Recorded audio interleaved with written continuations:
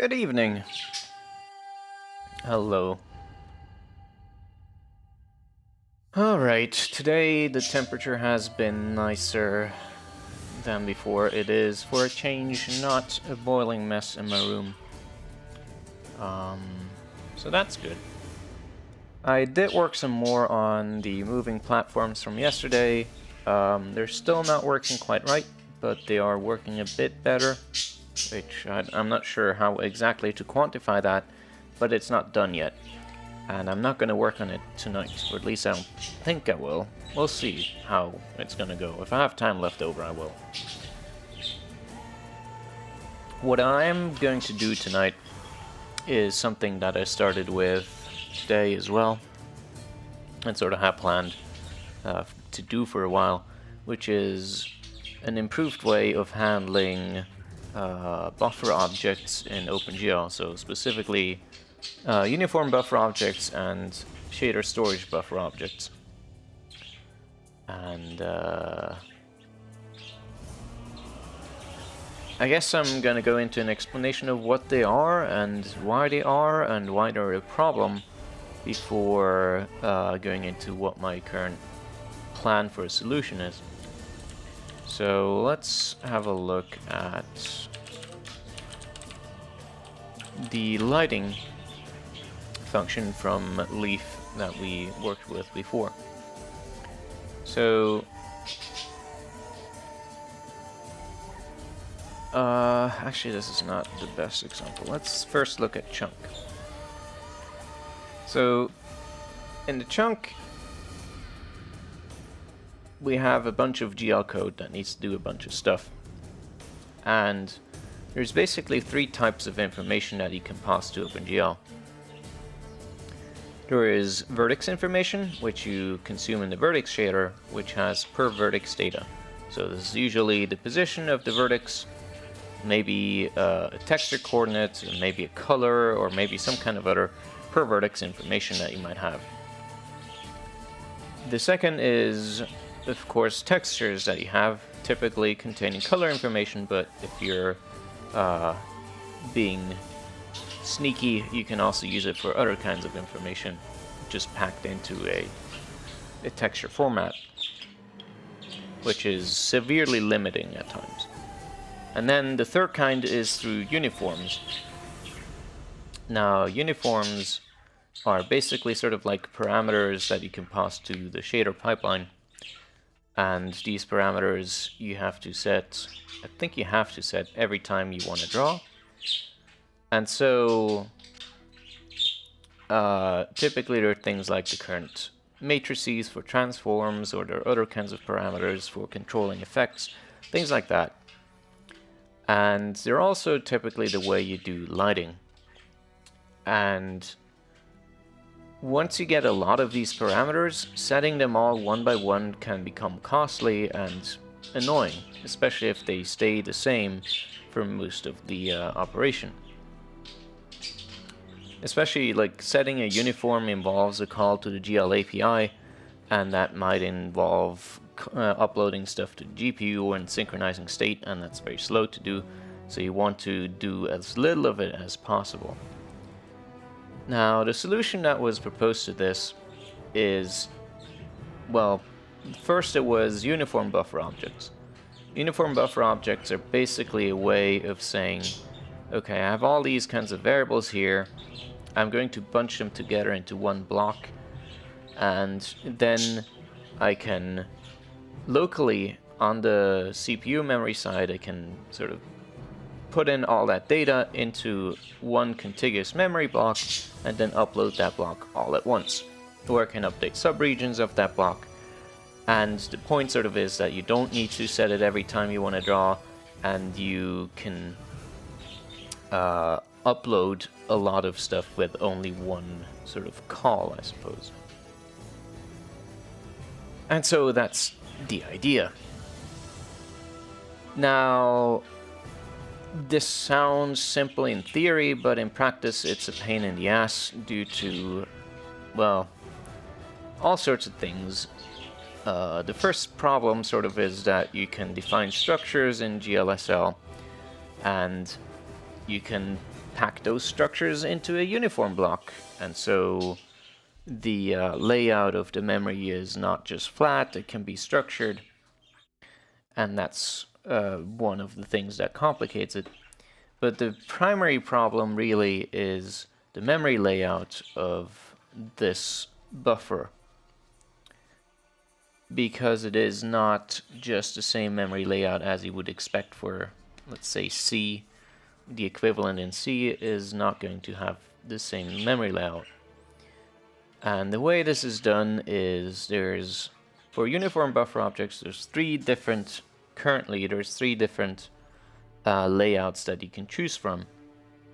The first layout is called packed, and packed allows the vendor of your graphics card, the implementer of the OpenGL driver, to basically decide wherever it wants to put all of these fields and things that you have in your uniform block. So it can do whatever it wants.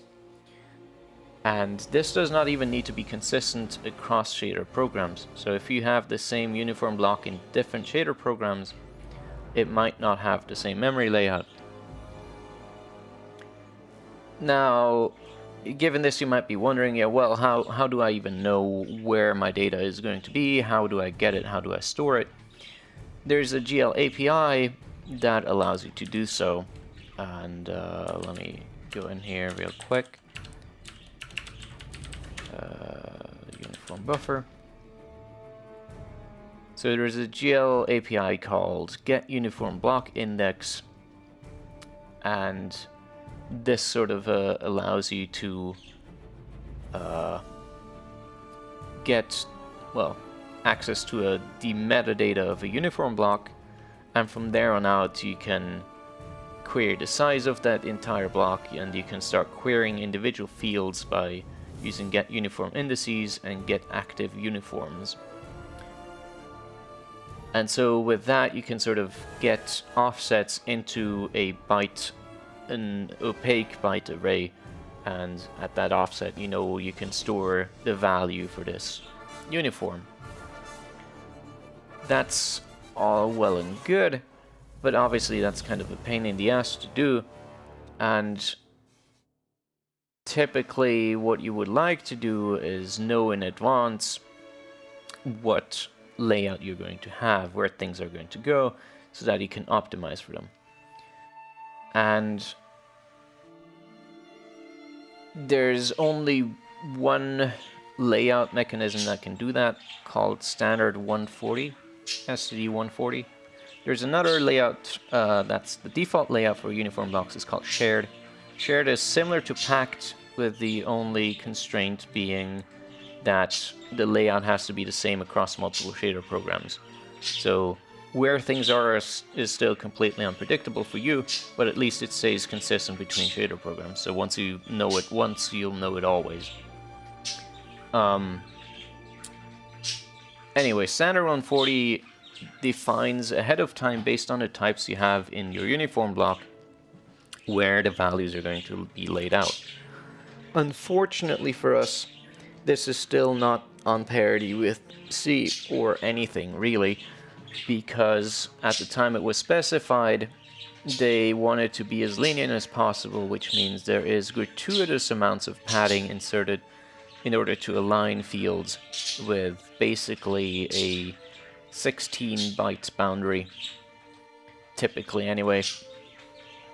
And so that's, that adds a lot of padding and a lot of waste, but in the very least, you know where things are going to be ahead of time and you can optimize for that. So all of this stuff makes these uniform buffer objects kind of a pain in the ass to deal with. Now for shader storage buffer objects, there's one more standard called standard 430, and you might guess from the name that this is only available in OpenGL core versions 4.3 and up, which is kind of high.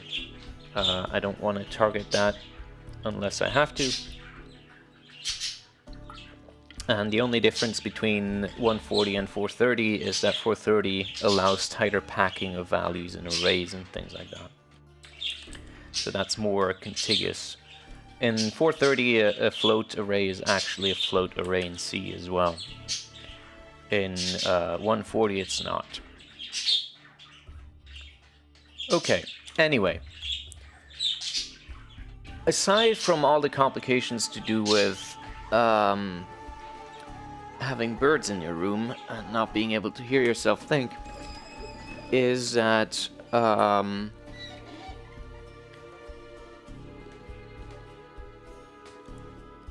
well, since you're basically accessing or dealing with a deeply composited structure that might be nested and have arrays and structs and all kinds of things in there, accessing that kind of thing is annoying if you only have an opaque byte array in the back. So how it used to work before is what you saw in a previous episode, which is this here.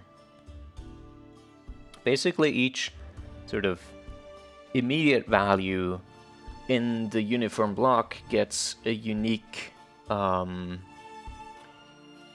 string designator for it.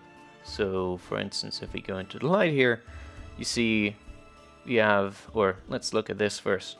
So we have two structures here. The first is a light structure, which is the basis of the uniform buffer, and has a global illumination value, a lights array, and a count value. The lights array is made out of the structs, and these have these kinds of fields. And so in order to access, for instance, color in the third light in the lights array, you would have to write lights dot lights bracket 2 dot color, and that will give you the position, the offset in the uniform block that you can write to. Alright, but that's not very Lesby, is it? It does not feel native, it feels like a hack, it feels annoying and cumbersome. Ideally, what you would like to be able to do is say something like, let's say here, just for argument's sake, you would like to be able to do, right, so we want to have the lights of the lights block, and then we want to do the third light of that, and then we want to do the color of that, and then we want to set it, so something like this. Right, so that's what you would like to be able to do, which is the same as this, just expressed in a way that is actually, you know, native and not just a way to deal with a foreign interface. And so I've been thinking about a way of doing that for a while, and yesterday, or was it 2 days ago? I don't remember. I think 2 days ago. I came up with something that I think is going to be a solution that I like. Alright, so let's get into how that's going to work. We start with some nice meta-object protocol stuff, which is to say that we have a GL_struct class meta class that deals with defining a struct class, so sort of deals with defining a class that represents an OpenGL structure definition. And so such a structure definition has two things to it. Each field or slot in the structure definition has a name and a type and possible qualifiers and layout parameters. And so what we do is each struct is represented by a class, and the slots in that class are representing the fields in the structure. Can you explain metaclasses? I don't feel like I have a good understanding of what they are. Metaclasses are the class of a class.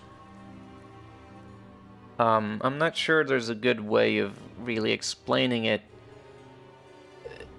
aside from that, and aside from just gaining intuition for it. So I'm gonna try for a bit, but I'm not gonna spend a lot of time on this, sorry. Let's say you have let's just define a class foo, and this foo class has a slot A and a slot B. Right. So when we write def class, we create a new class, and of that class we can create instances. Make instance foo, right? And this instance now has slots A and B. But the class itself has, in itself, also information associated. So the class itself knows that it has the slots A and B, and it knows some other stuff about it. And so how are we actually going to, what is the container of the class information going to be like? Because when we create an instance of it, we get a container for two fields A and B. But when we define a class, we get a container for the slot information. And so you can build that upwards all the way to heaven, which is to say, obviously, the class is going to be an instance of another class. And this is typically called a metaclass. So as you can see here from the value, our foo class is an instance of standard class. And standard class is a class that has slots for all the kinds of fields and metadata that a class needs to have, which is to say it has the direct slots, it has the effective slots, it has the direct superclasses, and so forth. So it's just, when you think about things, it really doesn't make that much of a difference anymore. It's just one level higher on the abstraction plane. Now, that's sort of the rudimentary way of thinking about this, but in practice, a practical example of why you would want to use metaclasses is if you have a class and you would like to associate additional kinds of metadata with that class. So in our case, we want to be able to say def class, I don't know, what did we have in the lighting before? So we had this before. So we want to say def class light, and we want to say we have a slot called type, which has a GL type of int. We want to say we have a position, which has a GL type vec3, GL type vec4,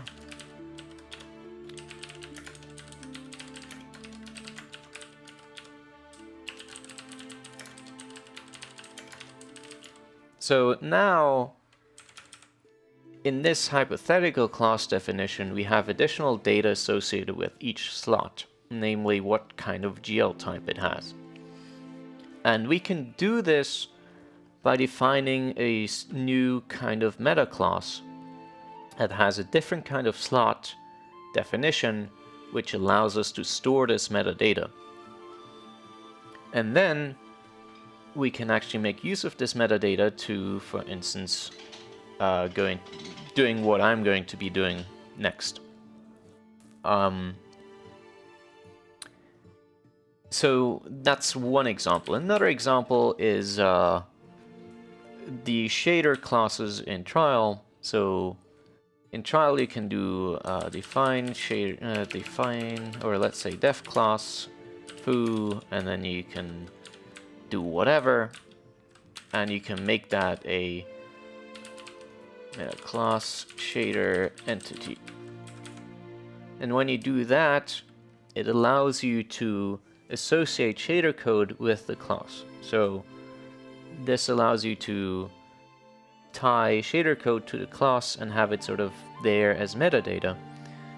But not only does this allow you to just add shader code to a class that can then be used to sort of draw that class, you can also define inheritance behavior, which is also what trial does, in which case, in trial's case, it actually combines inherited shader code together and produces for each class one unique set of complete shader code that will be executed for that class. Meaning that now you can create small classes that each define some kind of shader behavior, and then you can create one sort of big class that has all these other classes as superclasses, and it inherits dynamically all of these shader pieces, meaning that you have now a way of sort of dividing up shader code and combining it in a more modular fashion. So that's another example. Or you could have an example of, in trial, there's subjects. Subjects are classes, or subjects are... Thanks for the help. That was an awesome explanation. I appreciate it. Oh, thank you. I'm glad to hear it. It was understandable. Just to finish the example, subjects are things that can receive events, and typically you want to have multiple ways of handling different types of events.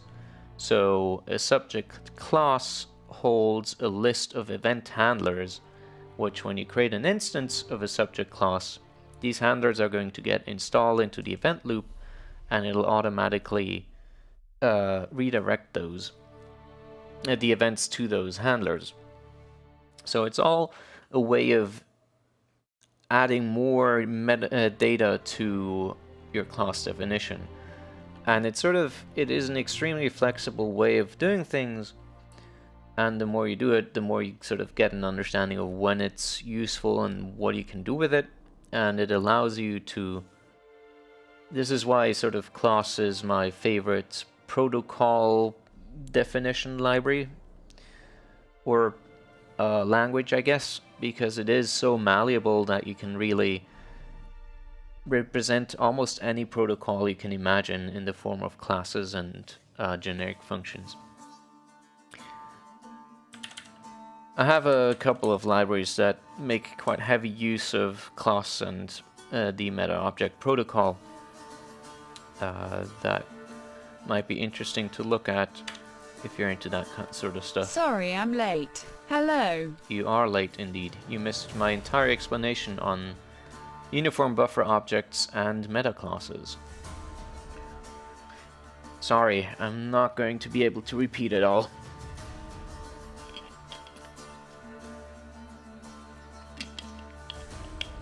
I'm gonna get right into the thick of it and apparently compose an email. Please stop that. Which fucking key binding is that?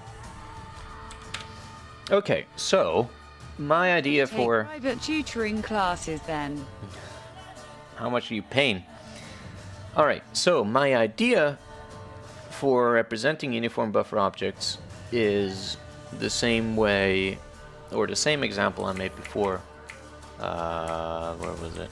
Did I delete it? I think I deleted it. Maybe I have it in my paste history. Zip. Appears not.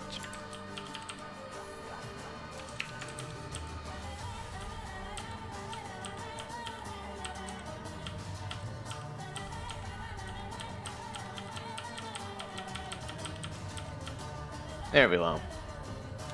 So, ideally what I would like to be able to do is say class. Ideally this is actually what I want to be able to type in order to define a GL structure that can be used in a uniform block. And this is actually what you can type. So let me go into trial here. There you go. Now we have a GL struct class called light, which has these slots associated with it. So if you have a look at this, class slots. Oh right, I need to finalize inheritance first.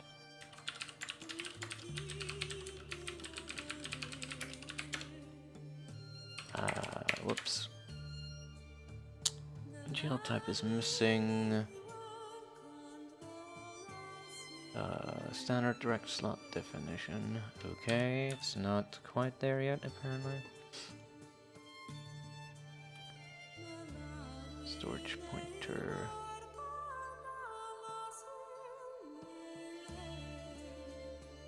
Okay. That is interesting.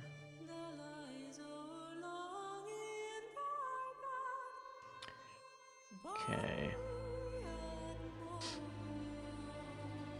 I see there's a problem. Okay. Let me go back and edit this real quick so I can finish my example before I go into debugging. Okay.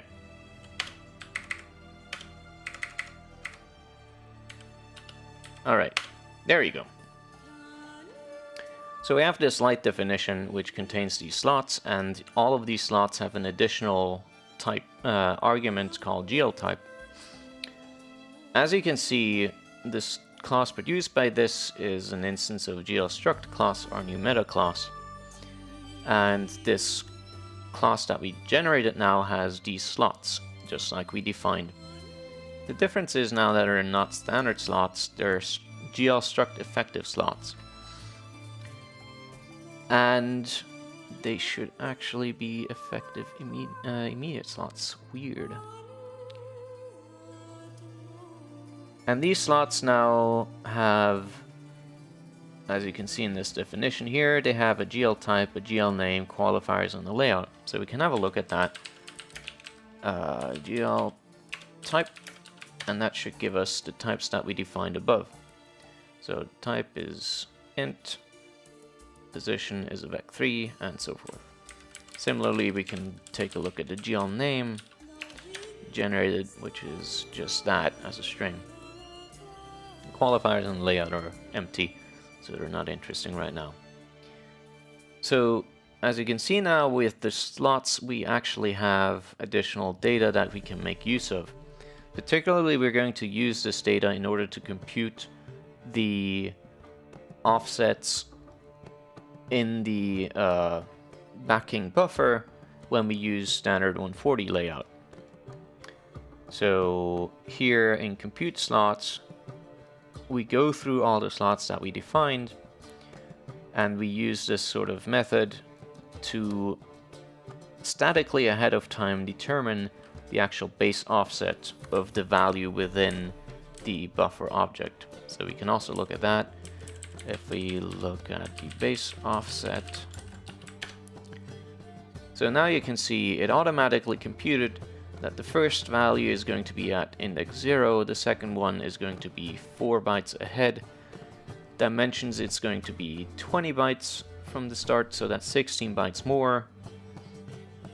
That's a bit weird because you expect the vector 3 to only take up 3 times 4, so 12, not 16, but it turns out standard 140 layout specifies that vec3 is basically the same as a vec4, so that's why it's 16 bytes more. Then we have a vec4, another 16 bytes. And then it has, yeah, and then we have another vec3, which is again 16 bytes, and so you go like that. And this means that now this class sort of knows how to index the values in an opaque byte array. Hey man, what's this? Oh, OS. It's Arch Linux with i3, yes.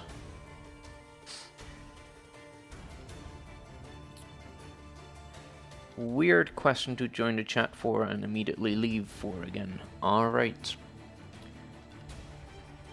Anyway, so as you can see, this allows us to sort of cache ahead of time the information of where slots are. And we can later make use of that when we actually have instances of this class to dereference these fields. So this is actually what happens down here. So the meta object protocol defines a generic function that allows you to access the values in a slot. This is particularly useful if you want to, for instance, add additional checks for the values to conform to some sort of,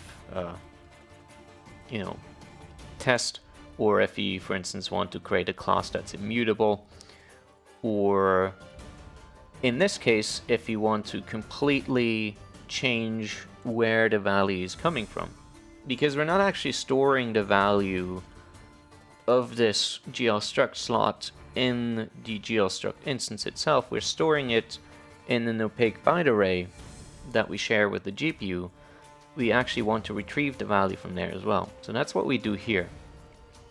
We basically take the storage pointer of our current struct, which is the, a pointer to the spider array, and then we add the base offset of the slot to that, and then we use a memory dereferencing. GLMemref is the same as CFFI memref, but it handles the different kinds of OpenGL immediate types, translating them to floats, bytes, booleans, and vectors and matrices. So using this, we can now access the slots in a instance of this type in exactly the same way as if the values were actually there.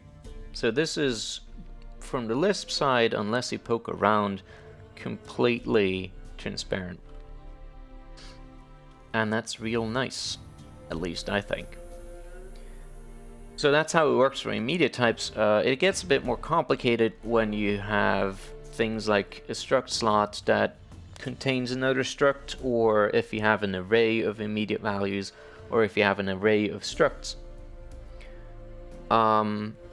In the cases of arrays of structs and structs as types, it's going to be a normal slot, but this normal slot is automatically initialized to an instance of that struct type or an array of instances of that struct type.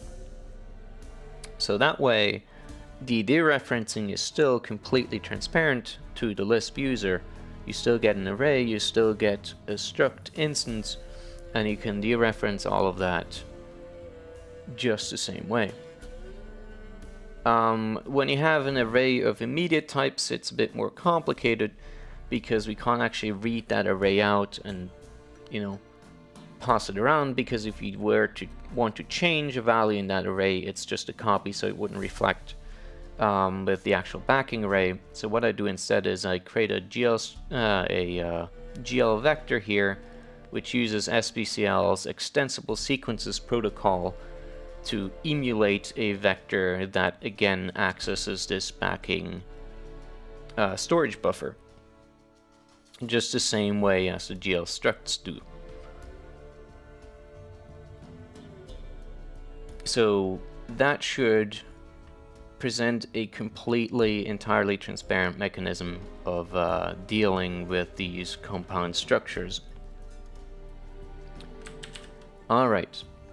Anyway, there's a couple of things left to do.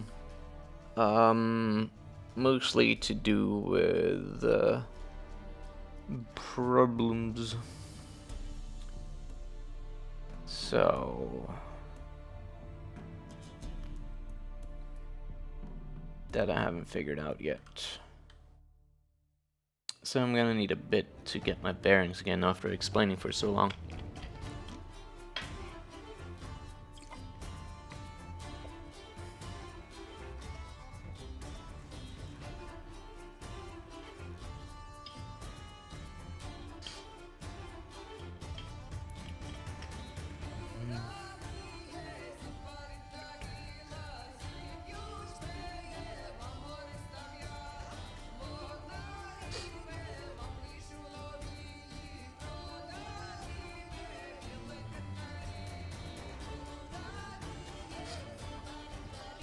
Meanwhile, I guess you guys can tell me how your day has been.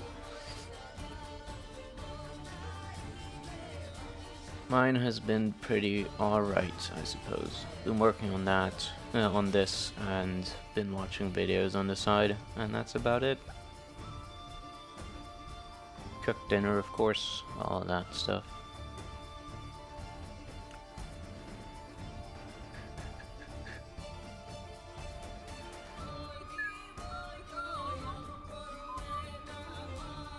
Not much to tell. Didn't get much done at work due to being too tired. Zanster's day has been great, although he's got to head off to work again in 10 minutes or so. Alright. Well, I hope you won't be doing too bad at work. Hello, Pablo. LC Pablo. I'm doing alright. temperature has gone down again, but during the day it still gets terribly hot. So, still summer madness, but it's been better. What is that female voice? I guess that's the audio track from the current soundtrack that's playing, which is the Witcher 3 soundtrack.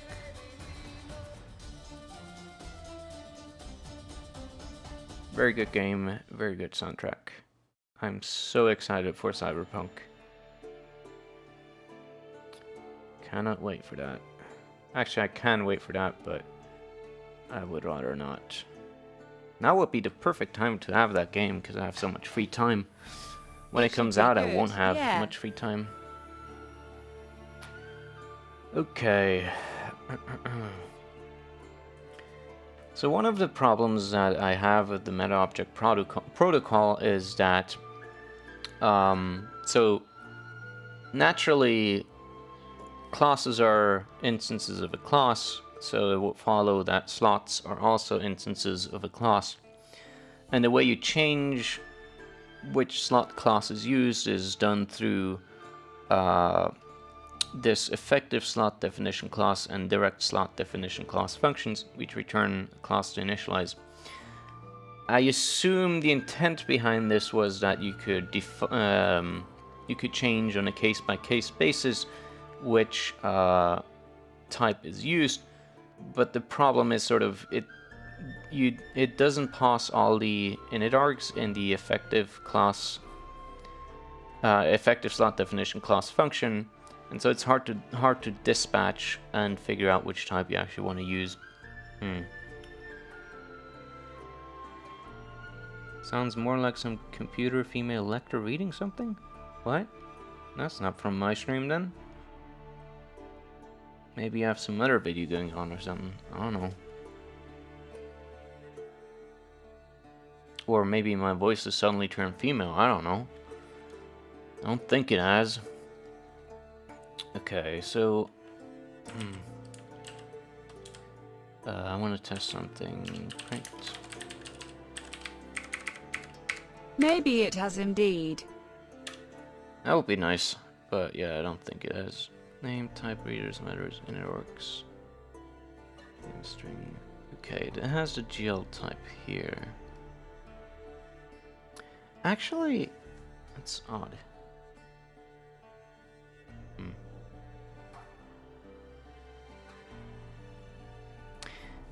For some reason, it's...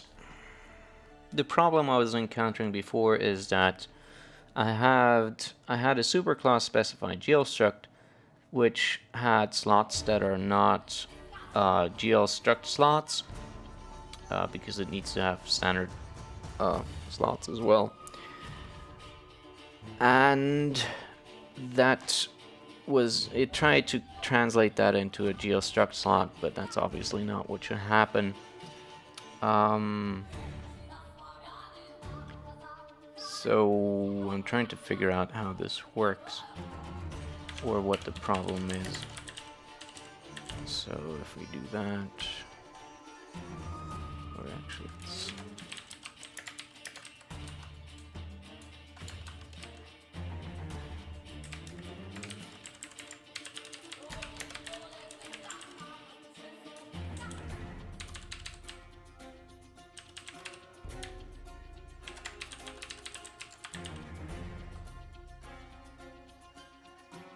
It only occurs on your streams, and most of them maybe have something opened.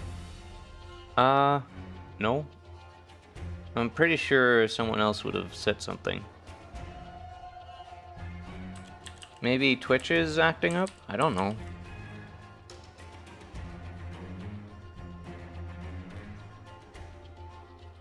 Oh, you mean the TTS? Oh. Maybe it's Colleen. Yeah. I think he means the text-to-speech. Text-to-speech is, well, it's kind of explained below the stream on the Twitch page. TTS. Yes. I typically don't read Twitch chat. I have a separate page because I'm streaming to multiple services at once, and that has its own chat service where people can use the TTS. So that's what that is.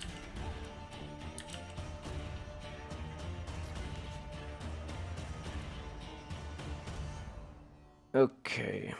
Right. So let me go back here and change that to this.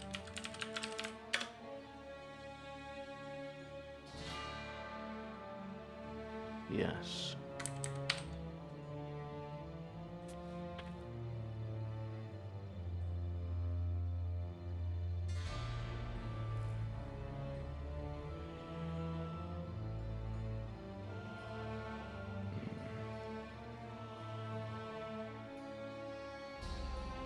Okay, this allocation class argument is interesting.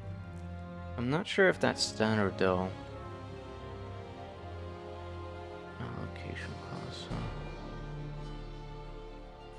I need to read them up for a second. Fuck.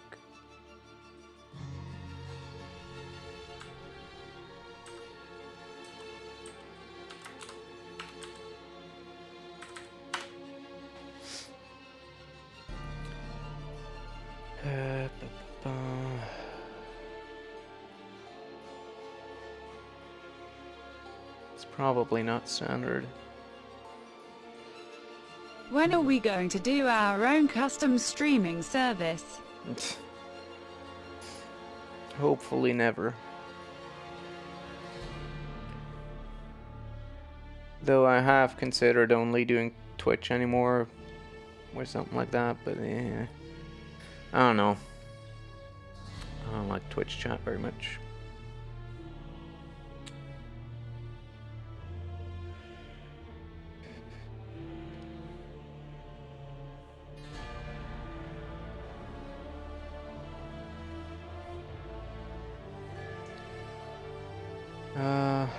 I'm reading through the map right now because I want to figure out whether this init is standard. If it were, that would be fantastic.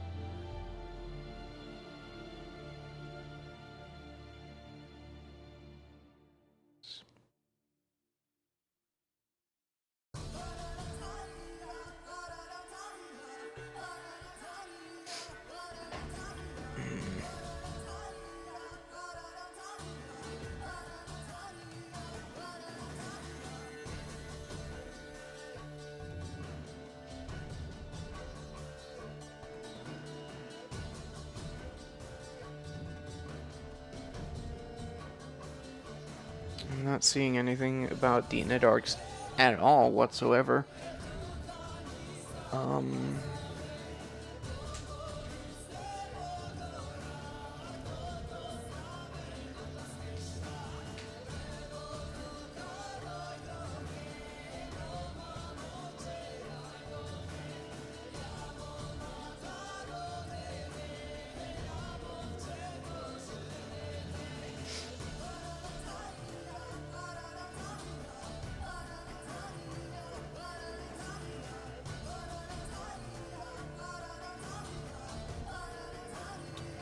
I've also been looking into a way to prevent storage from being allocated for certain slots, like the slots that represent immediate values don't actually need any backing storage in the instance itself because they defer to these this opaque byte array. And there's actually a way to sort of do that, but I'm not entirely sure whether it's portable because the map is sort of underspecified in a lot of areas. There is a protocol for slot locations, and each slot in the class is supposed to get, at least according to the text, a unique location number, which is a positive integer value. And this integer value is determined by the implementation and assigned automatically to the slot definition.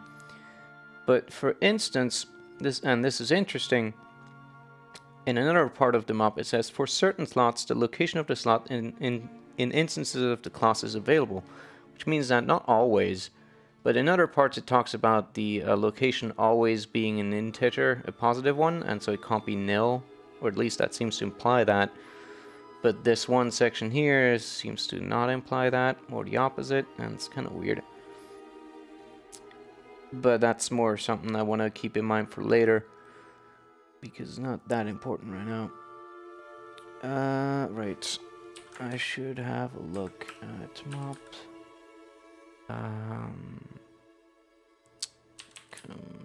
Where is it?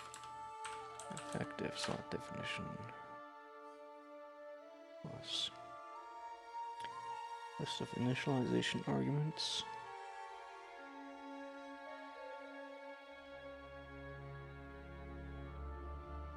The init args argument is a set of initialization arguments and values that will be passed to make instance when the effective slot definition is created.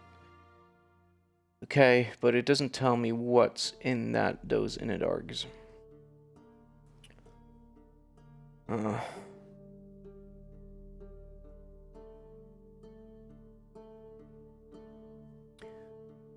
The map also allows you to do things like funcallable instances, as in objects that can be passed to funcall, and all sorts of weird stuff that I haven't used yet myself. Okay, his answer is off to work.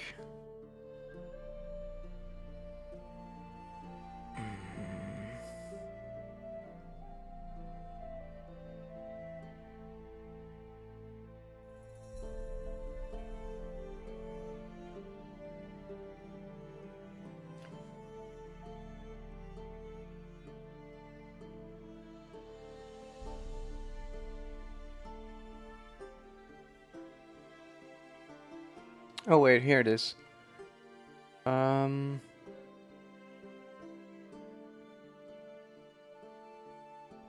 on, I'm seeing something. Maybe.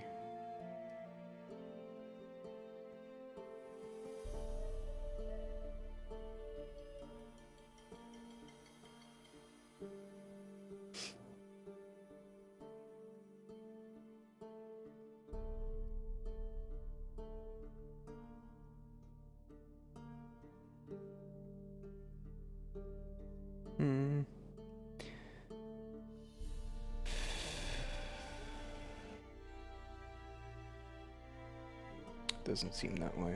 Never mind. Alright. Yeah, that's a shame. That is a prime shame. Okay.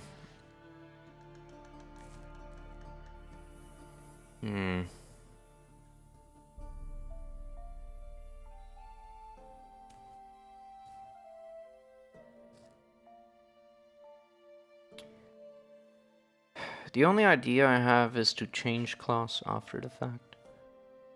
So here we can actually do it. So if get f. It's questionable whether it should be even allowed to be done. No.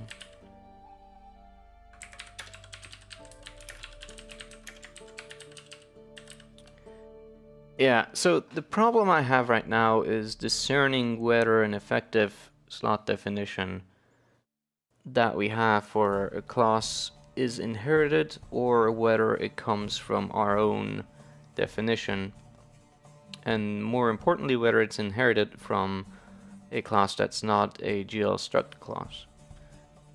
And I don't know how to determine that.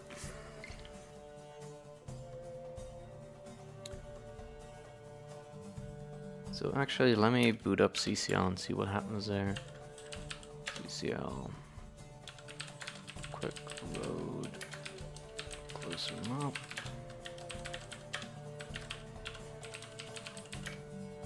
It's probably going to take a while to determine this.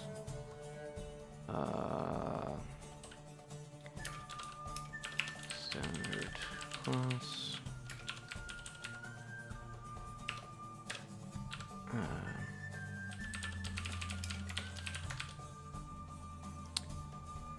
Validate superclass.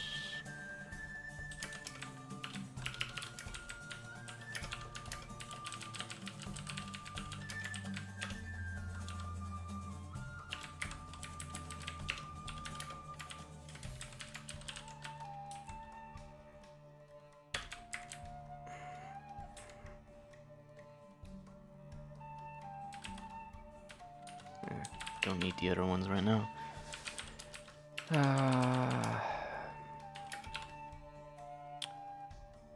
Actually, I don't need that either.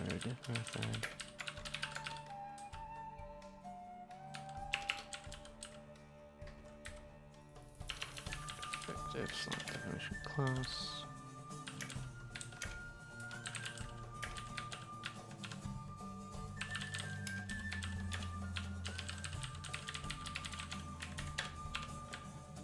Okay, I think that should be all I need to set things up.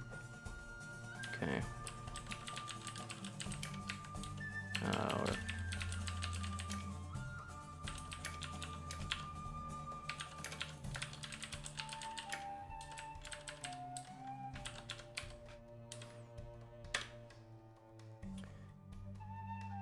Name. Yeah, okay, so that doesn't pass it at all, right? Not portable. What a shame. Don't. Fuck.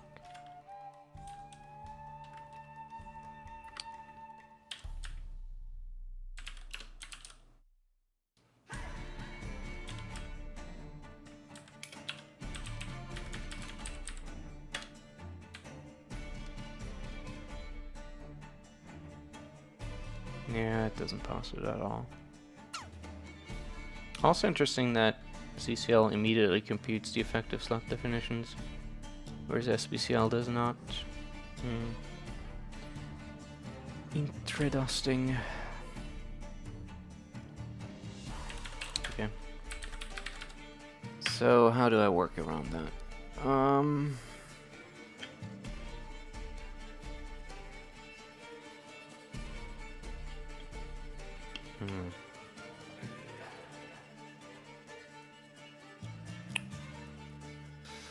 I could manually traverse the class inheritance to see whether initially it comes from that or not.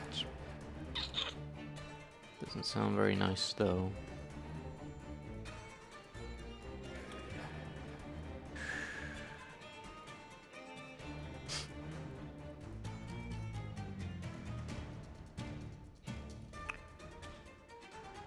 Or I could just say if there is no GL type defined, then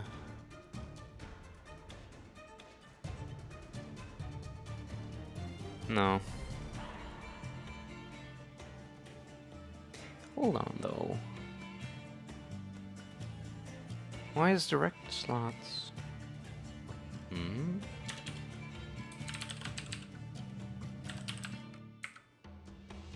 Hold on.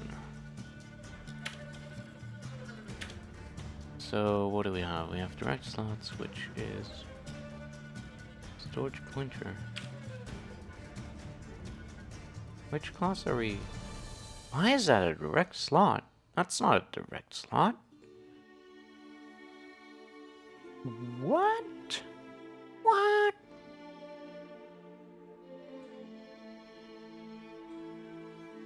Ugh. Fucking inspector, piece of garbage. Okay.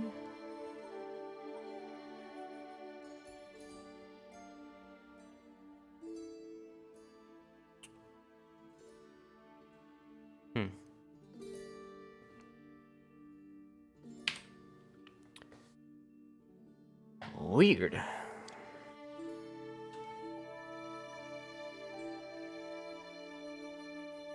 So these are not necessarily direct slots directly defined on the class.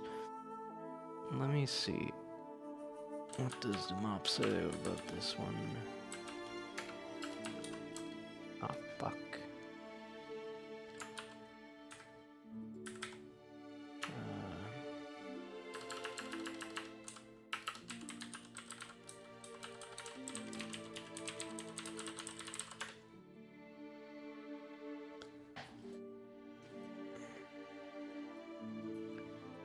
An ordered list of direct slot definition meta objects. Most specific appears first in the list. So this is a complete list including those of the inherited ones, huh? Interesting. Interesting. Which kind of means I've been using that wrong for a long time. Ooh. Okay.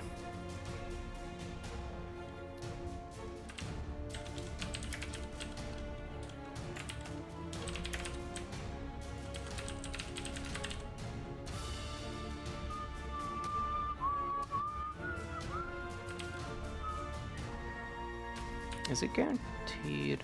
No. So we need to...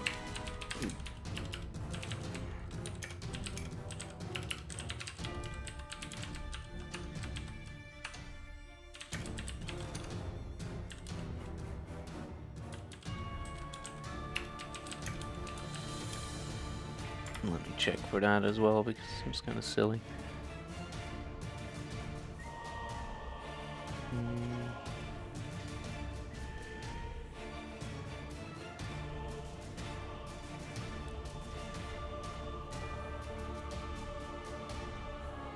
It's probably not diff filtered, so...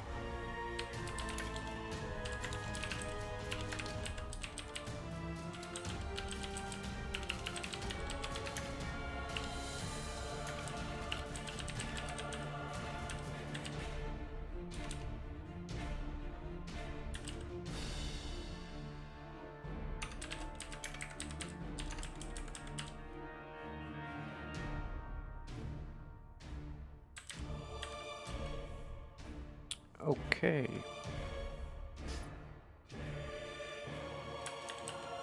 I should probably make this there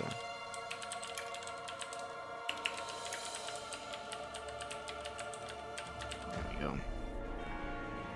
That's a bit nicer.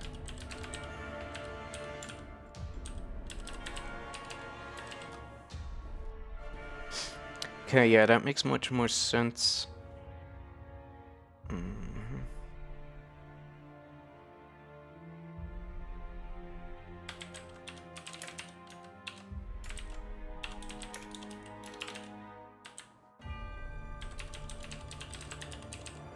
Yeah, alright.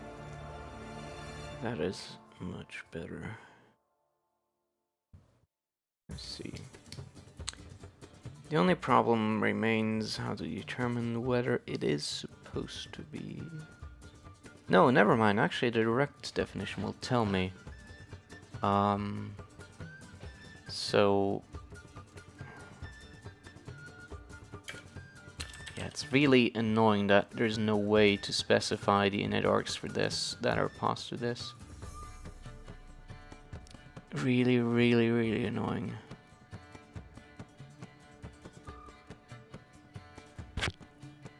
That's been bothering me more than once.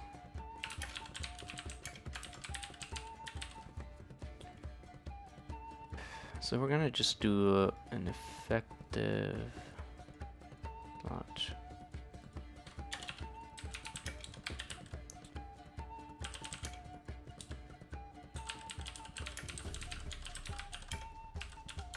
It's an int. I think it's boolean. Hold on. Type info. What is it? Oh no, it's bool. Okay.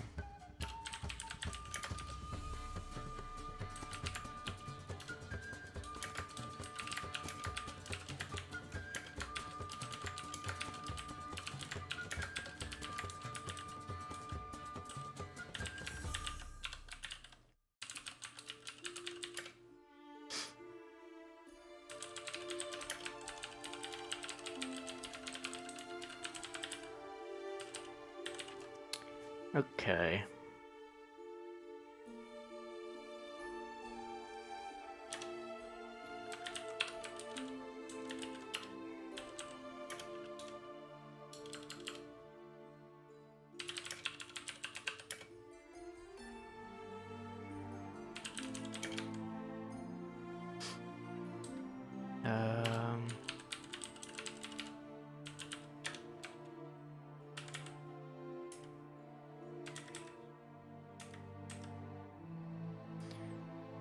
probably also... no, this is fine.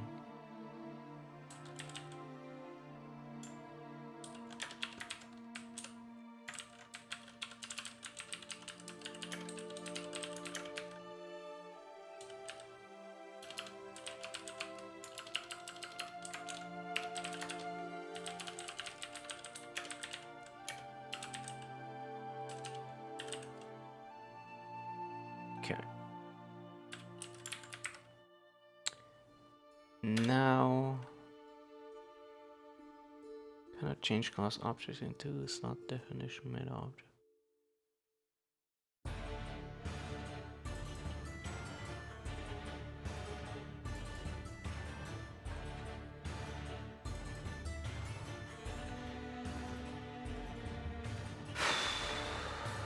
Really? I guess I just need to create a new... That is a pain in the dick, come on.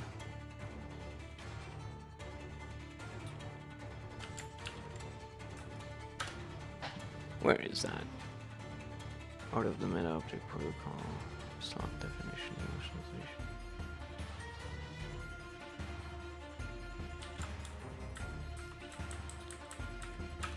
Fucking... what?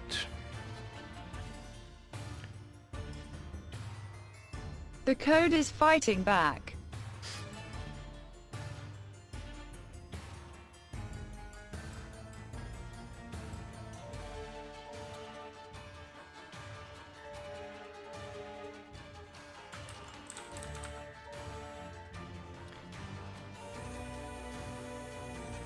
Portable programs must not call change class to change the class of any slot definition meta object or to turn a non-slot definition object into slot.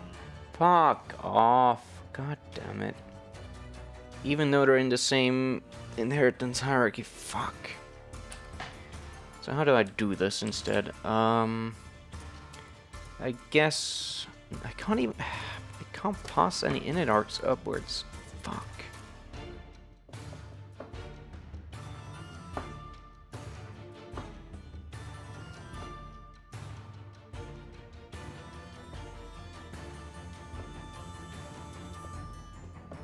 Could use it with a dynamic variable, but that's so gross. This really, really sucks.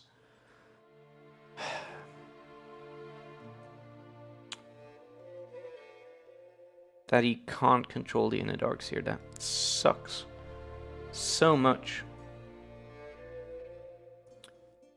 Alright, I guess we're gonna have to do that. I don't see any other way.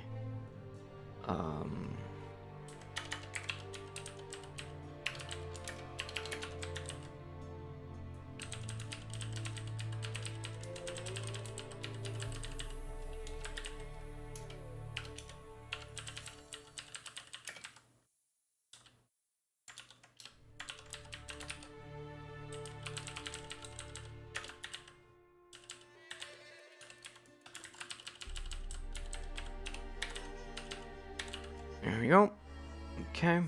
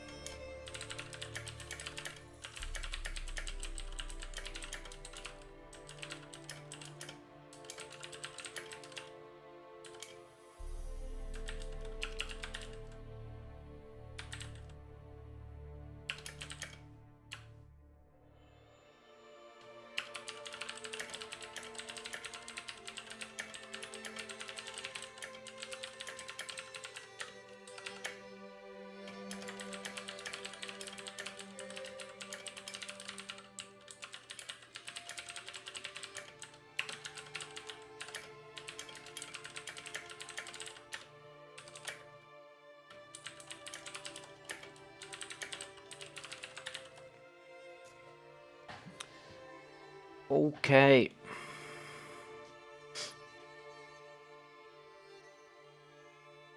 So instead of doing this,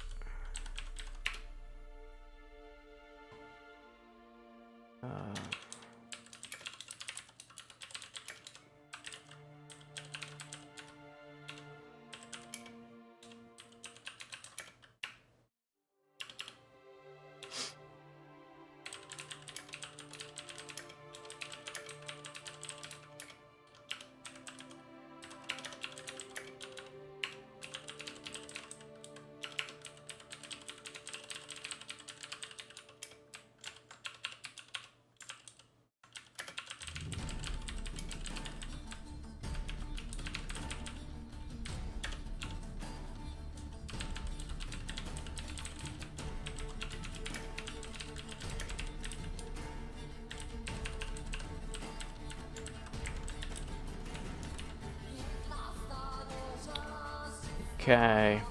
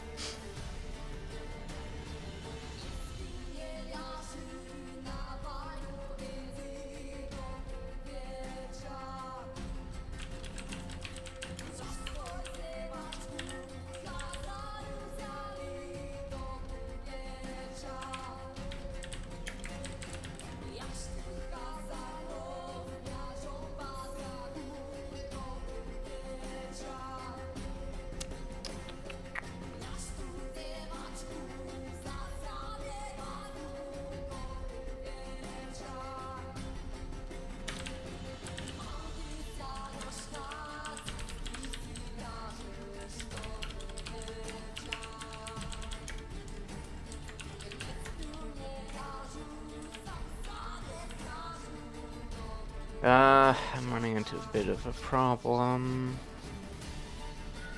because the direct slots are ordered by most specific first.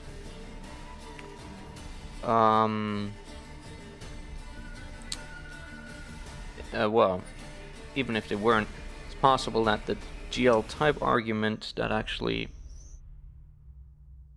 discerns whether it should be a GL struct effective slot or a GL struct immediate slot is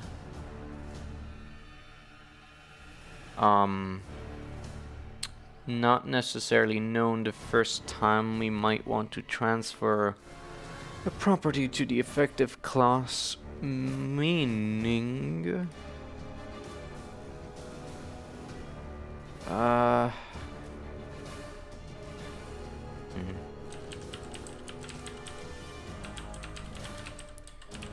I have to instead do this, and then when repeat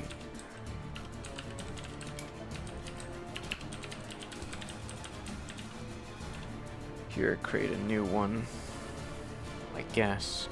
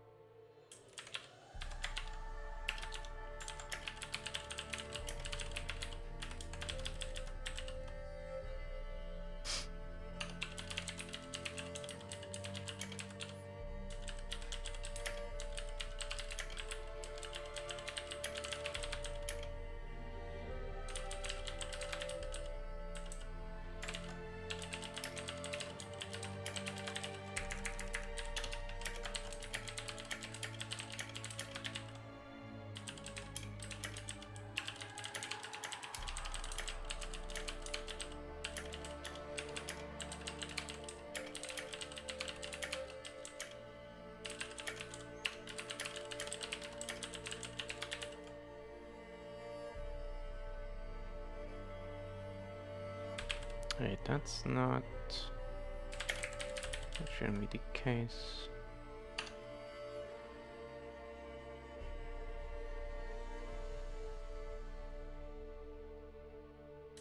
Yeah, that should be like this.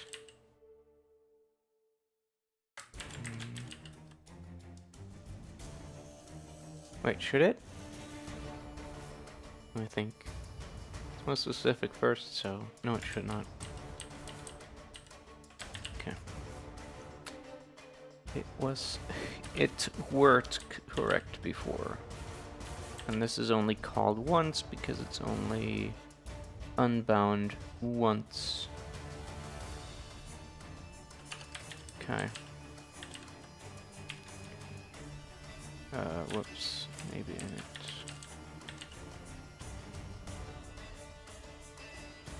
Okay.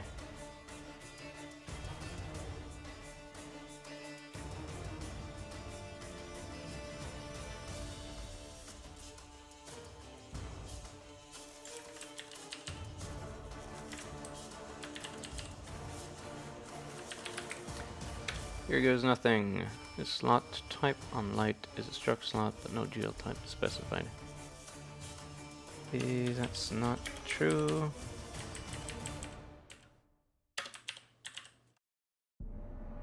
Unless and type P.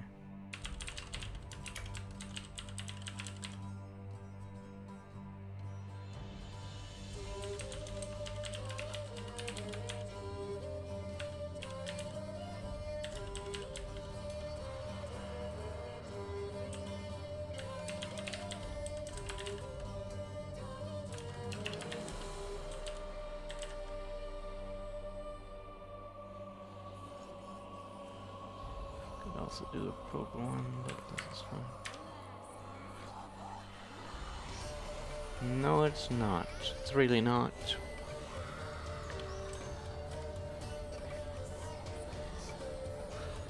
Why?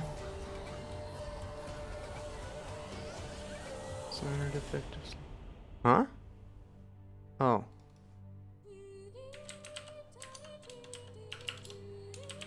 Whoops.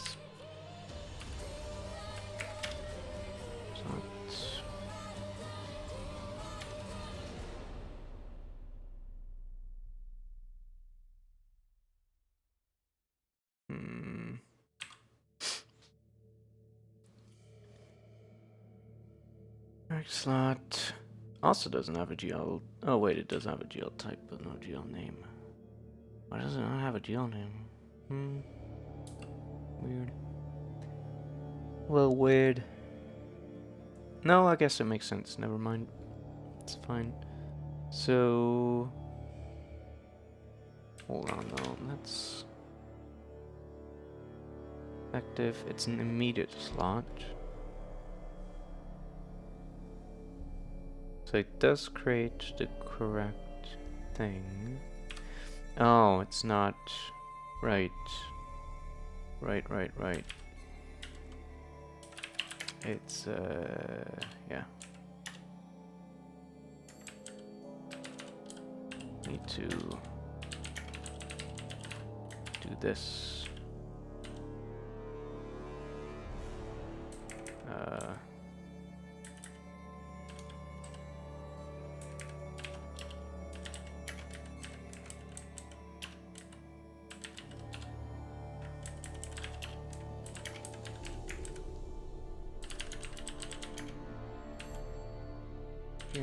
Struct.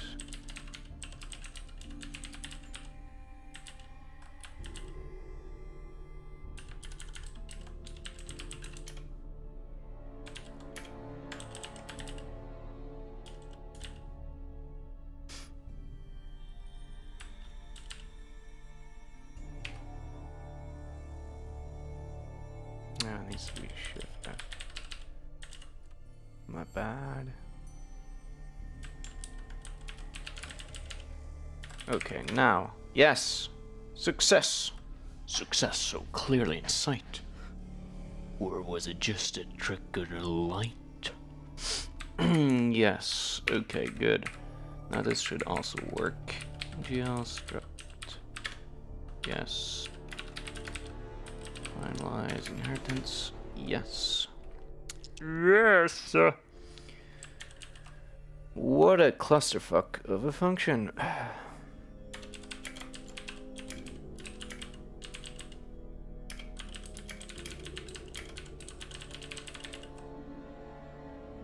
Remind yourself that overconfidence is a slow and insidious killer.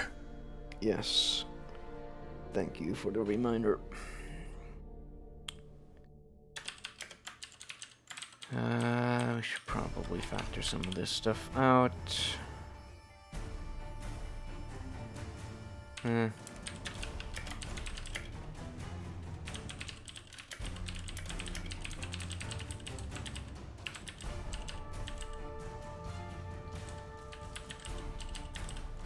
Okay. Good. Good, good, good, good.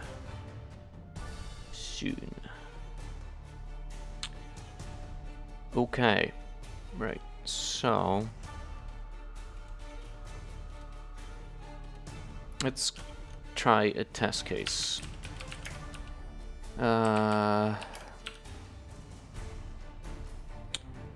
Make static vector. Let's say it's gonna be just 100 bytes. Bit generous. More than we need. Okay, so we have the array. And now make instance light. Storage pointer is static vector pointer array. Okay, fantastic. And now slot value light, and let's get the type.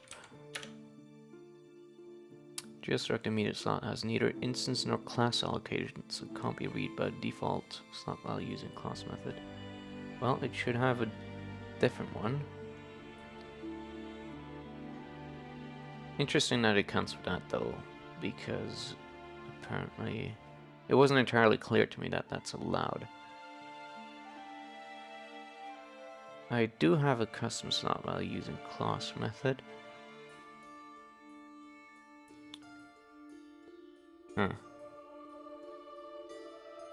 I guess it's not scripting, maybe?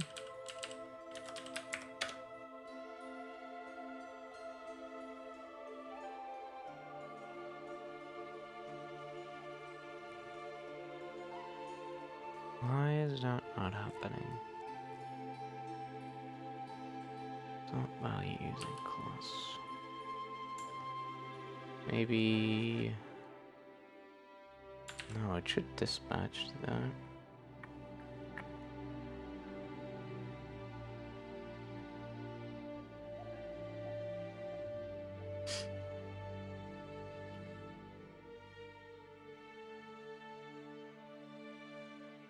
Outer class.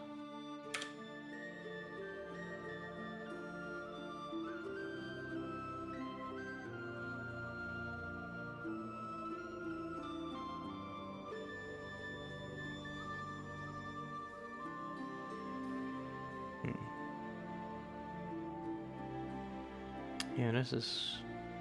I guess it's still more specific than this one, so... Alright.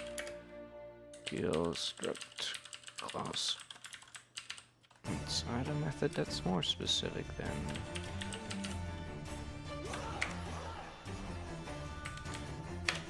Hey! Apparently that's that. Probably because the array is uninitialized. That actually is interesting. So, now because this is a class definition, we should be able to set an init form. Let's see what happens. Init form to 0. Let's make a new instance. Meter instance. Slot bound p using class. Alright. Slot bound p, where is that? Right, so I just had a...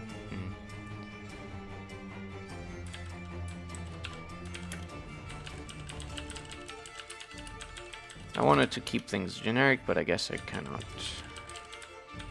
Oh well.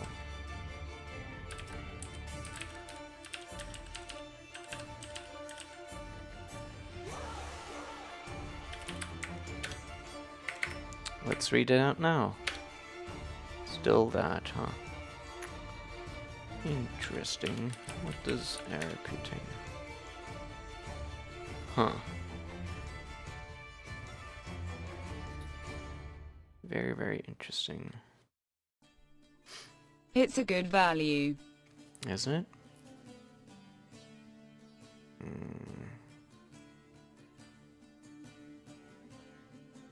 Where are these values there? It's very pretty.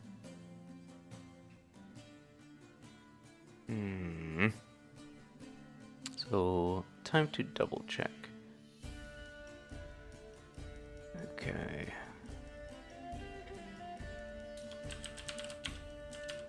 When we use this.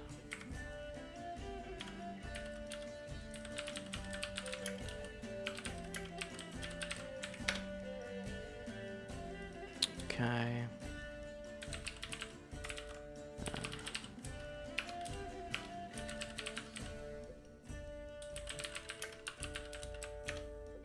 Yeah, so that points to the base of the array. But for some reason, glmemref is not doing the right thing. Why not? Should just read out an int. At that point. I guess that is an int. It's just a strange value and it's not setting it to 0. Let's see here. If it even does that at all. No, it doesn't do the image. Why not? So the initialization with the init form does not apply. For whatever reason. That's depressing. But anyway, we can try to set it. Seems that way. 0, slot value 0. Okay, at least the direct slot value access does work. Hello. Sub from the OKC. What is that?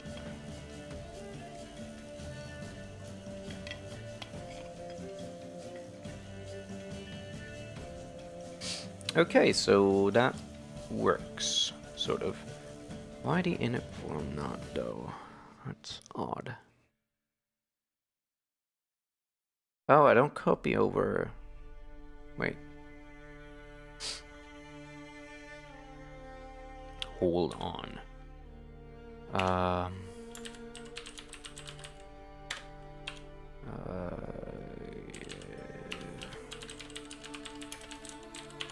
Class light. Where's the effective slots? Slots. Immediate slot type.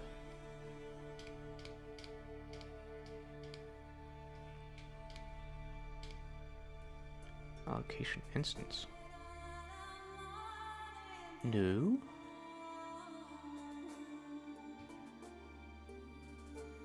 That is not. Oh, it's the slot. Okay, never mind. That's fine. Oh, Oklahoma City. All right. The init function is there. No. No. I just don't know what it does. Apparently, it's not doing the right thing. I love that no clip so much, and I don't know why. It's so stupid.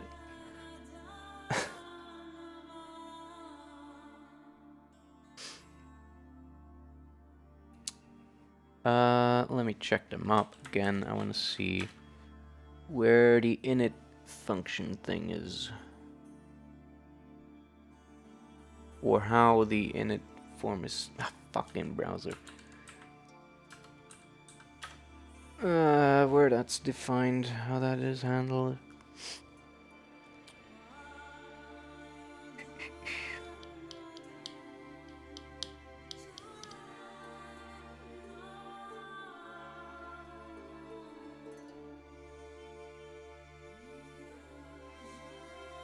Or is that in class? I think it has to be in class, maybe.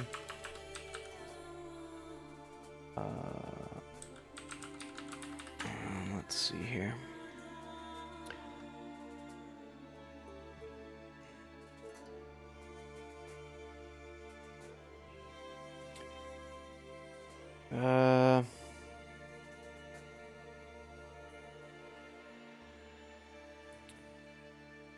Where's the init form? Supplying a default initial value form for a slot. Default initial value form for a slot is defined by using init form. No initialization argument associated is given as default init args. Validated. Stored in the slot. Ow.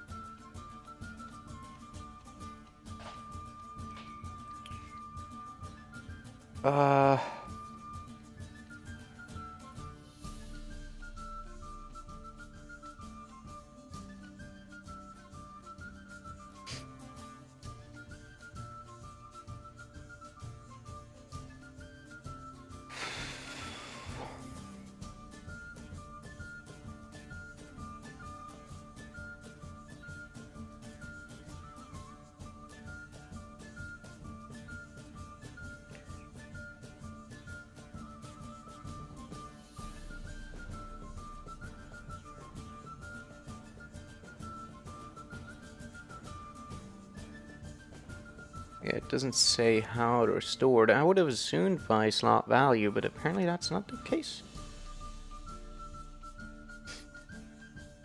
I need a mobile version for the chat. Yeah, I don't know. Stream is not optimized for mobile at all because that seems kind of a clusterfuck. There is an app actually on the F-Droid store for live chat in general, which you can use to connect and join the stream channel. That works, but it's a separate app, so also kind of sucks. But I have made some progress on my own, but I have not fixed it completely yet. No, I'm working on something else now.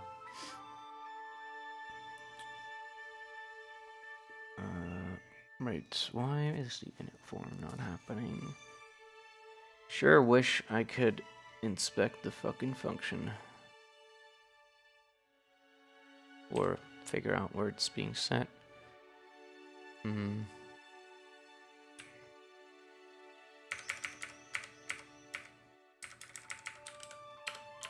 So let's try init arg instead. So if I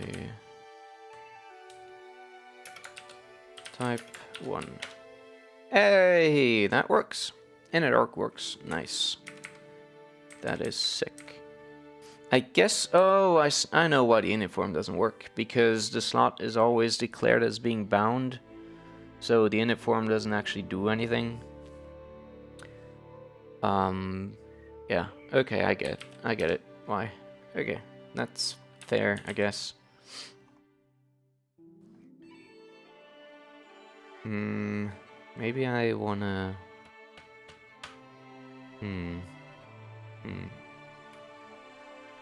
Okay, well anyway, immediate values now work flawlessly, which is great. Okay.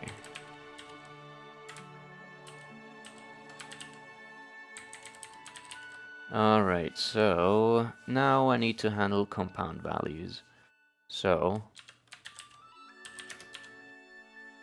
if or cond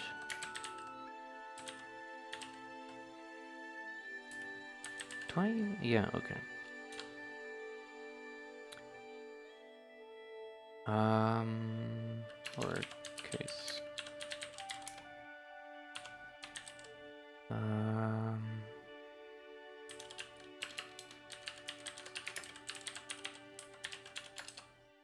So if it's a struct, then we set f slot value slot. Hold on, no.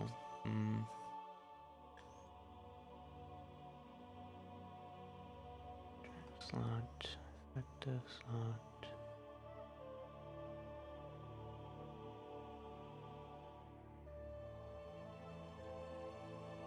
Yeah, okay, no, it's fine. It's fine. I was worried about something, but it's fine.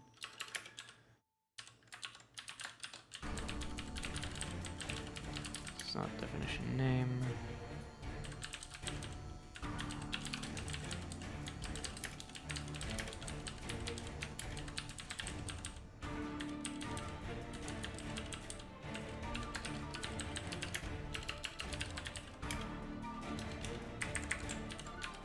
So now we should have the ability to define structs within structs. And let's just fill this out. Type. GL type. Or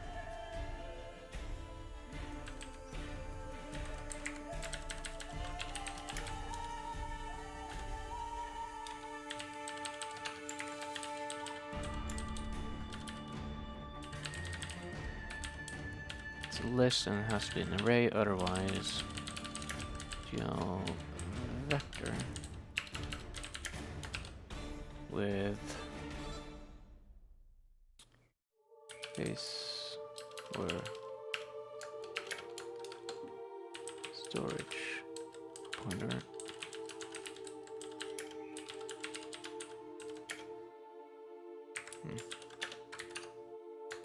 Base offset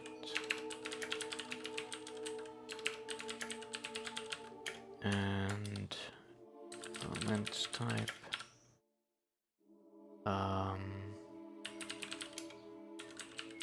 here type slot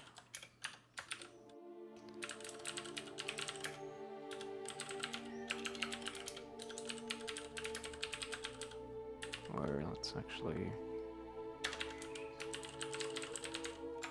nah, it's fine.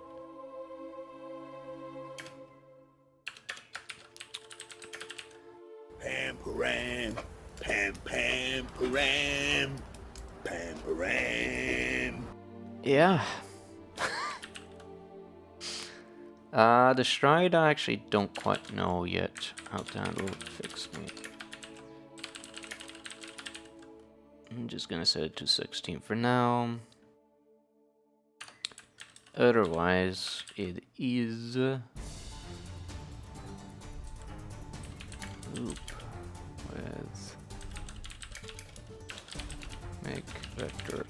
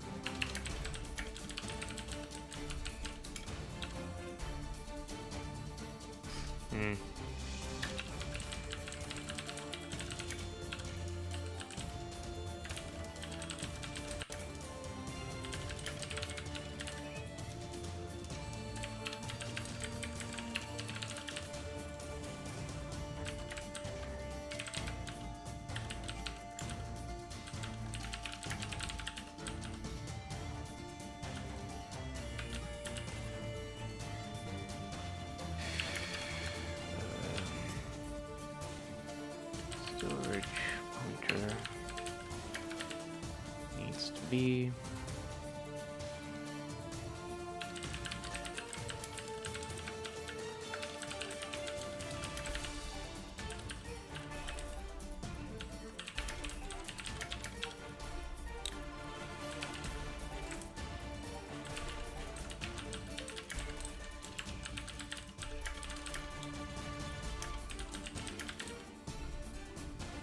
Hmm.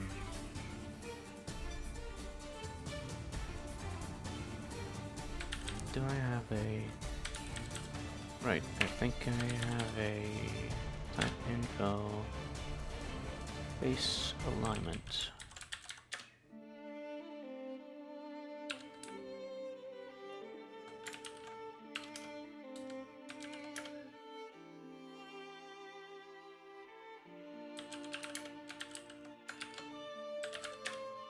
No, wait, not alignment, base allocation.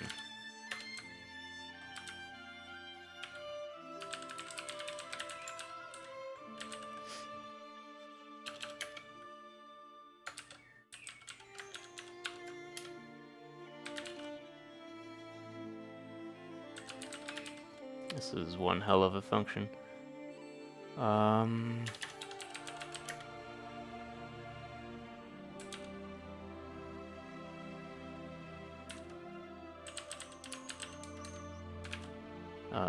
Compound struct.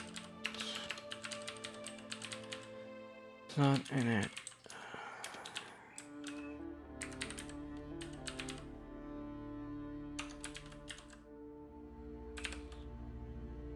Okay.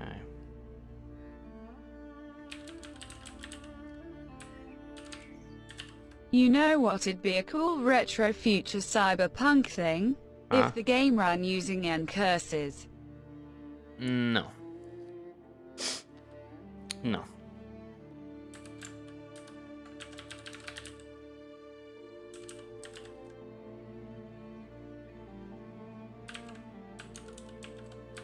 No.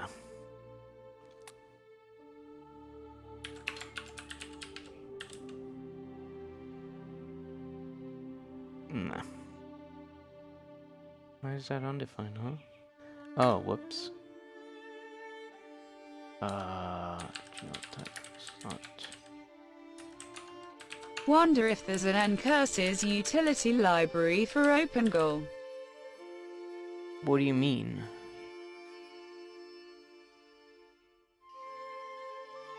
And curses and OpenGL are like mutually exclusive things. Or, well, not mutually exclusive, but they have nothing to do with each other. What do you mean?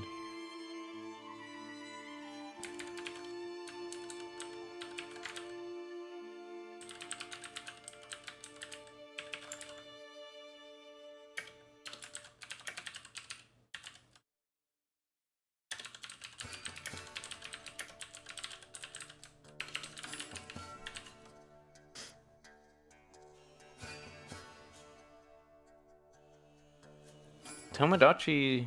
What? Do you mean Tamagotchi? Tamagotchi is something else. I think they mean implementing a text user interface over OpenGL. Yeah, but then, I mean, Ncurse is like a terrible interface as far as I understand.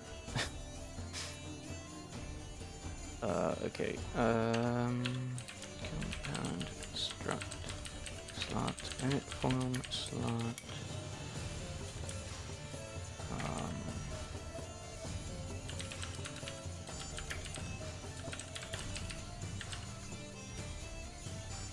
Termbox is the thinking man's console interface API.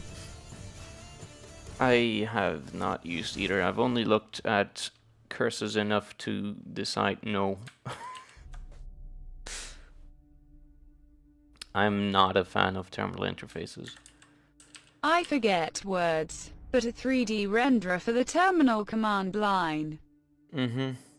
I mean, people have done, like, that. There's, like, I think for OS X even there's, like, one thing that does, like, dumbass shaders to emulate a CRT or whatever.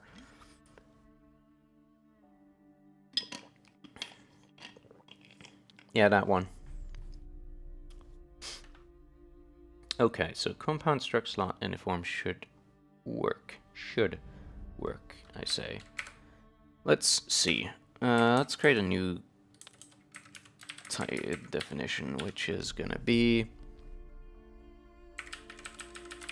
foo. It's gonna be a count, an int, I guess, and then maybe data, which is a array of floats. Let's say there's 8. Okay. Oh, right. Whoops. GL type. No, that's wrong way around. I meant use ncurses to display the thing you were using OpenGL to render. Oh. You mean the graphics to ASCII thing? People have done that too. Maybe not real time, but for images you can do that. There's several tools. It never looks good, but it sure exists. Okay. Right, let's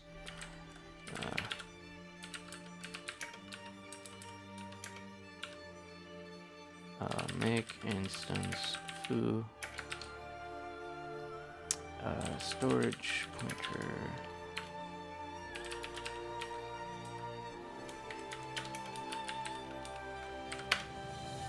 quote file through ecase 1 and 1 of struct array. Quote, why? It should be validated. That's odd. I thought I made sure to evaluate.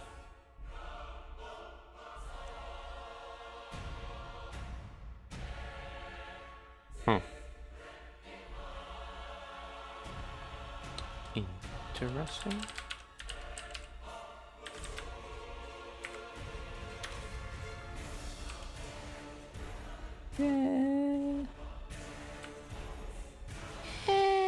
What? Why is that only...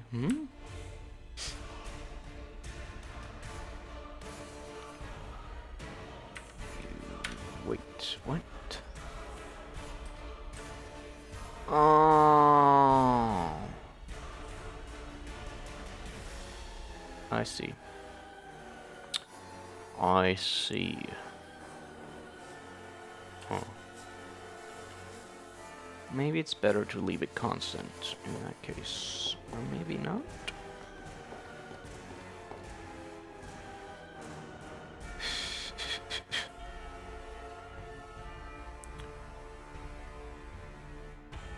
Huh, that's a pickle.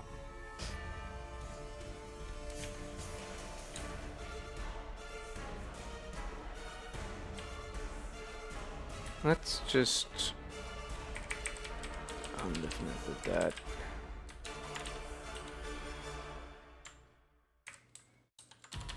And do that for GL struct effective slots only. There we go, that should be better.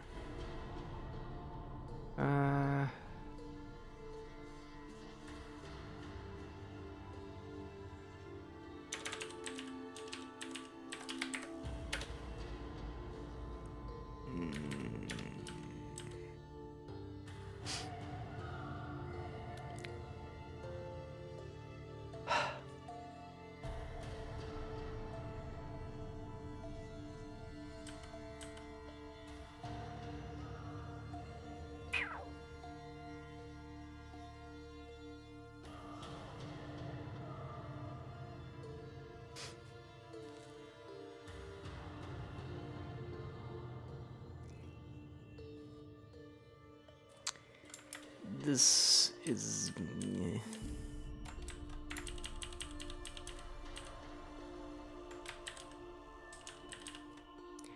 Let's just make it constant instead of all this wahoo here.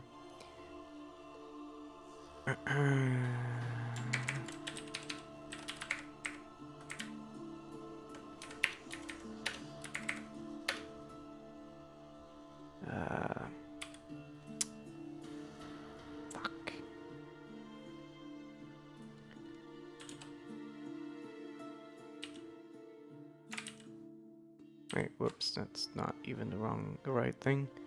Here it is. On this method.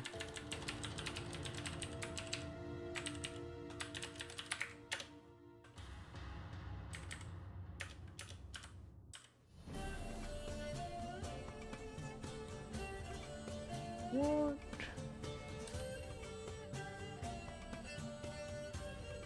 Oh.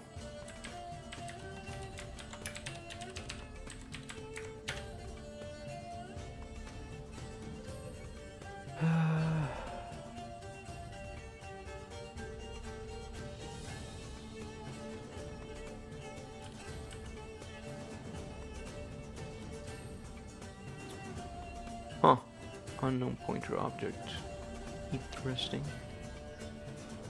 It's not data is missing. What?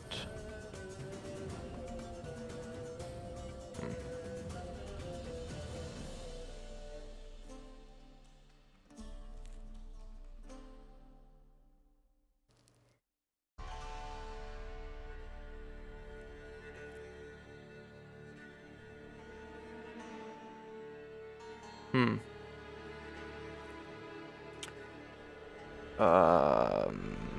No idea what that's about.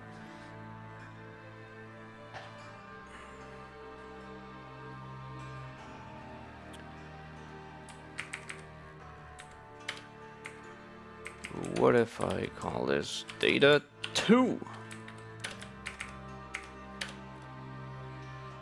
Okay, so it has nothing to do with the name. Good.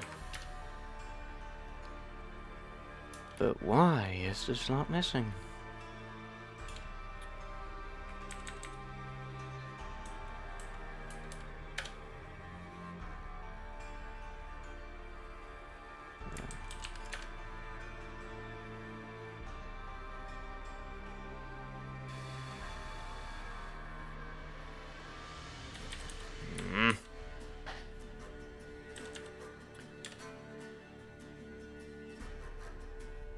Why is this slot just missing? That doesn't make any sense.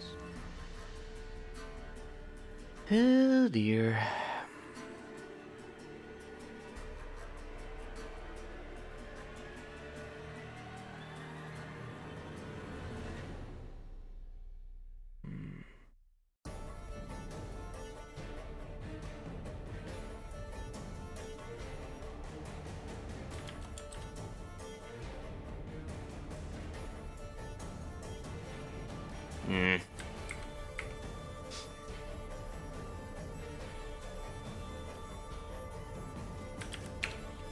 So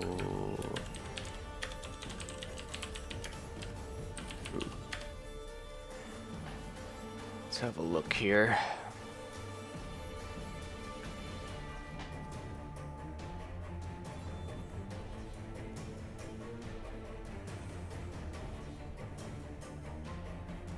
It does have these slots, right?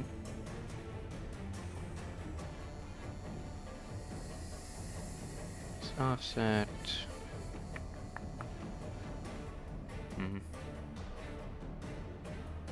Got a location. How? Oh. That ain't good.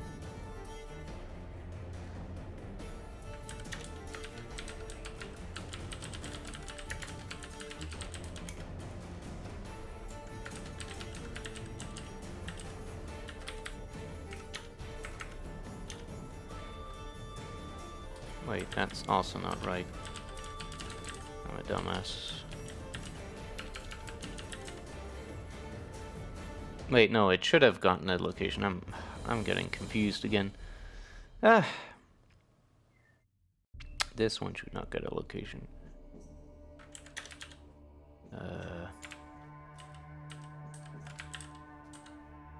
Probably.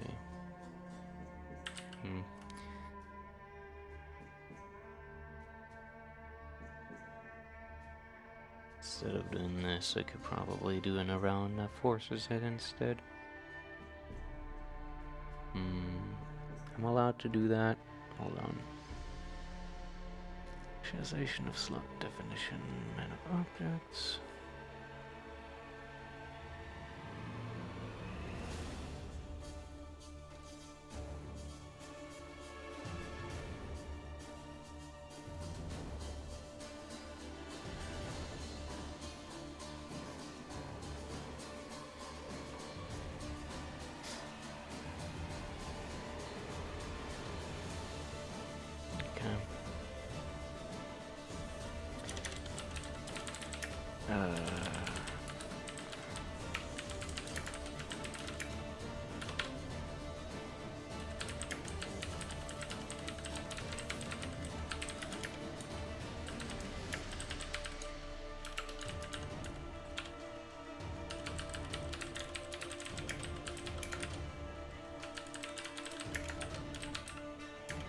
That probably won't work. Never mind. Why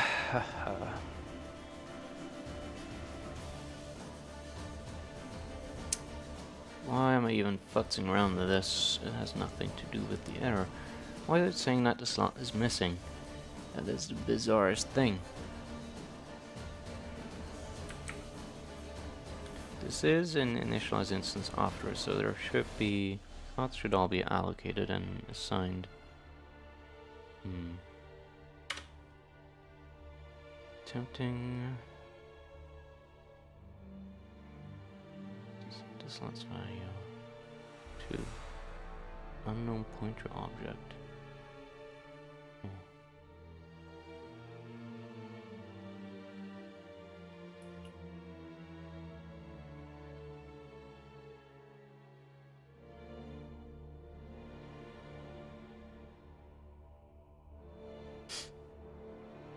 Why is that happening?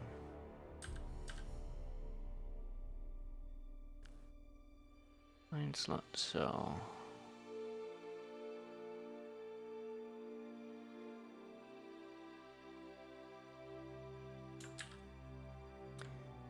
Oh God.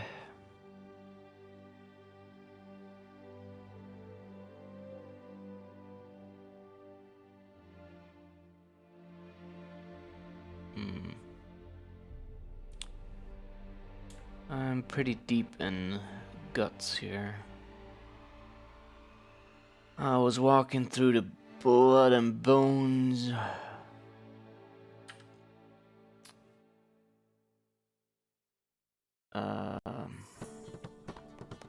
Can't even inspect the thing anyway, which is weird. Oh, now I can. Okay. I don't know what's up with the inspector. Work methods.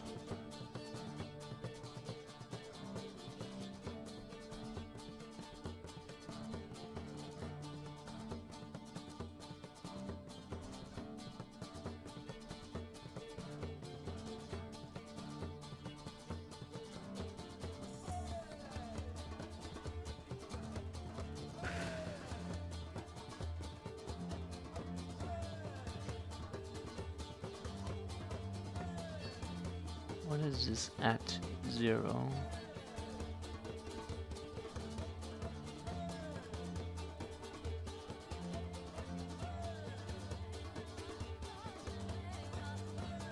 Oh, I guess because I had it open in another thing or something? I don't know. I don't understand. Yeah, it has a location.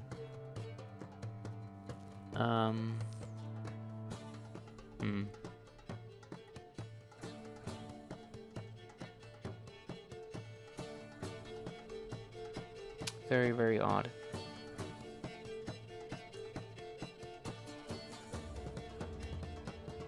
Yeah. So we know where it is, but nothing else. I don't know why it's claiming that the slot is missing.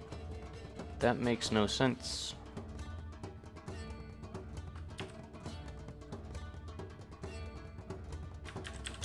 At least, I really don't understand how the slot could be missing.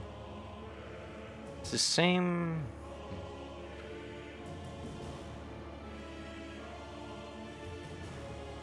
I'm gonna restart.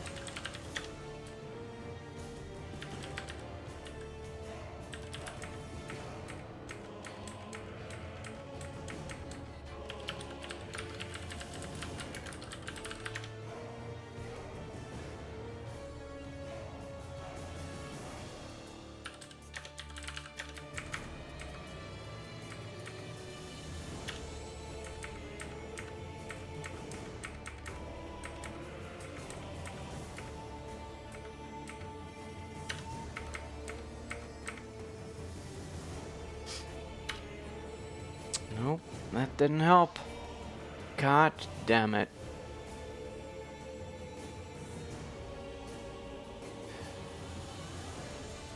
How does that happen? So if I remove this, does that still happen? Yep. So for some reason, GL struct effective slots just disappear.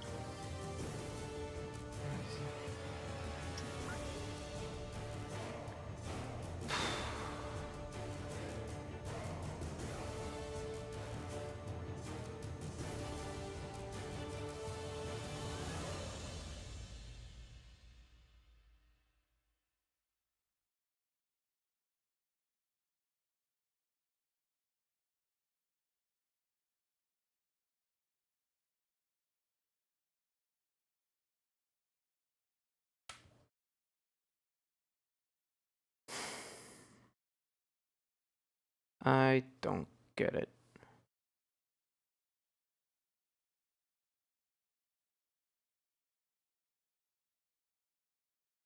Wait, is the music really over? Okay. Well, shit. Okay, something is clearly wrong. I don't know what, because this only happens for the compound slots, which are more normal than not. So, hell if I know.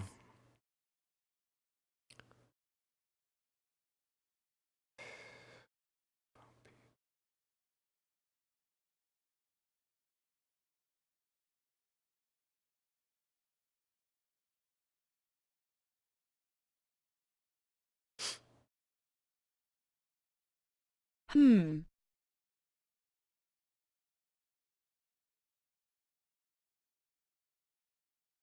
Hmm.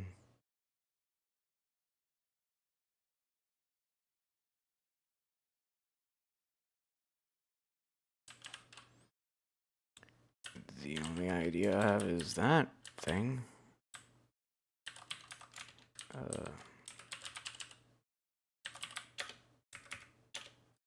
Nope.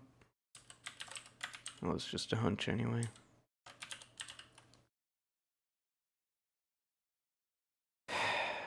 I don't know. This has never happened to me before. That it's just claiming a slot doesn't exist. Even though it clearly does. Huh. Interesting. Well, anyway. I'm gonna push what I have so far.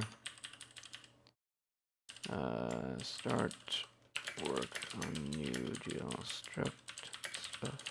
Which is gonna be on a branch called GL structs. It's late. Wait, what? GL structs on the trial repository in case you want to have a look. But yeah. Essentially we're there, mostly. There's a couple of fix me's and a couple of optimization things that could be done. And barring that one error, I think this is done. So yeah, I don't know what is up with this. It's weird. But yeah. Otherwise, this new system seems to work, at least for immediate types. And that's nice. Proof of concept, I guess. Alrighty, so I'm gonna work on this on my own time tomorrow, and probably also on the moving platforms thing. And I'm not sure yet what we're gonna do tomorrow evening. Maybe if I can't get things done, I'll just continue working on that. And otherwise, I'll have to figure out something new. Maybe like blocks or springs or other kinds of fun mechanics. Let me know if things work. I shall. Alright. Thanks for sticking around, and have a good evening. Bye bye.